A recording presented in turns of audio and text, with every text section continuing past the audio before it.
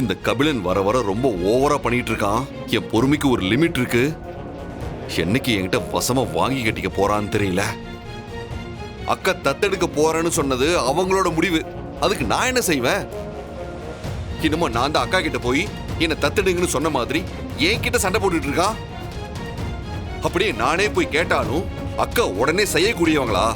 அவங்களுக்கா மனசுல தோணி இருக்கு, அதனால செய்யறாங்க. இதுல இவனுக்கு என்ன வந்துச்சு? விடுங்க சிவா, கபிலனோட இடத்துல யாரா இருந்தாலும் அப்படிதான் நடந்துப்பாங்க.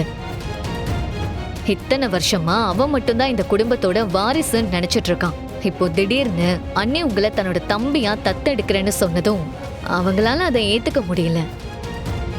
நாம கபிலனையும் முழுசா தப்பு சொல்ல முடியாது. அப்போ என் மேலதான் தப்புன்னு சொல்றியா, இல்ல அக்கா மேல தப்புன்னு சொல்றியா? நான் யாரு மேலயும் தப்பு சொல்லல. சூழ்நிலை தான் இது எல்லாத்துக்கும் காரணம்.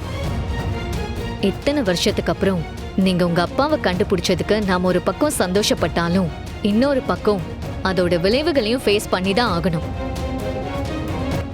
எல்லாமே நல்லதுக்கு தான் எடுத்துக்க வேண்டியதுதான். நீங்க விடுங்க, கபிலன் காலப்போக்குல சரியாயிடுவான். யாரு அந்த கபிலனா? அயலி சும்மா ஏதாவது சொல்லணும்னு சொல்லிட்டு இருக்காத. அவனை பத்தி நல்லா தெரிஞ்சுக்கிட்டு நீயே இப்படி பேசுறியே. சரி, நான் தான் இந்த பிரச்சனையை விடுங்கன்னு சொன்னேன்ல. நாம எதுக்கு இப்போ கபிலனை பத்தி பேசணும்? அண்ணி எவ்வளவு பெரிய விஷயம் செஞ்சிருக்காங்க, அத நினைச்சு சந்தோஷப்படலாமே.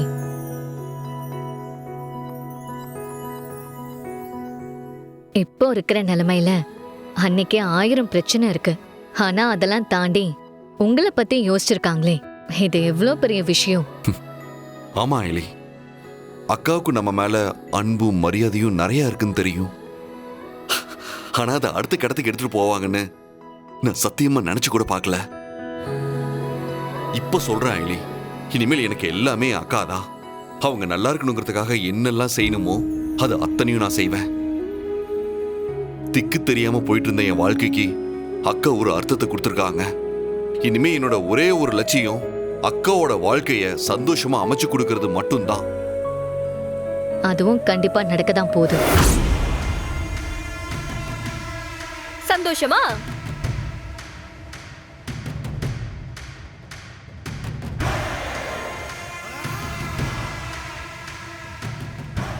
ரெண்டு பேரும் இப்ப ரொம்ப சந்தோஷமா இருப்பீங்களே.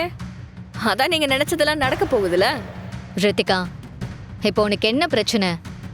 எனக்கு எப்பவுமே நீதான் பிரச்சனை. இப்போ நீங்க ரெண்டு பேரும் தான் எனக்கு பெரிய பிரச்சனை.